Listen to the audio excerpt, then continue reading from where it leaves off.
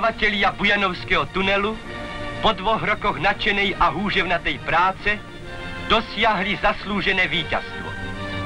20. február 1953. Mínery z obidvoch strán boria sa s poslednými metrami tvrdej horniny. Nočná zmena mínera Kubíka na rolovskej strane pripravuje posledný odstrel. Strelmajster súdruh Šomega zakladá nálož.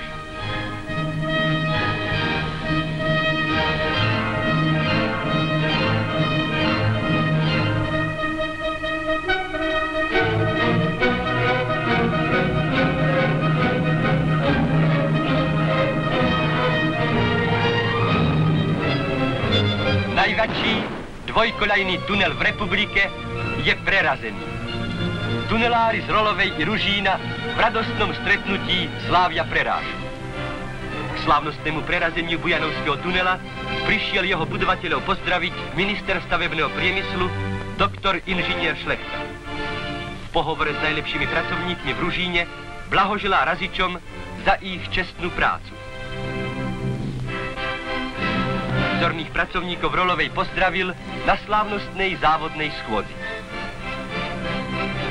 Súdruh Šuňok, najlepší míner, sľubuje v mene kolektívu budovateľov tunela, že aj naďalej čestne budú pracovať na jeho dokončení, aby tak čím skorej umožnili dvojkoľajnú premávku na trati Družby, ktorá nás spojuje s naším spojencom Sovietským zväzom.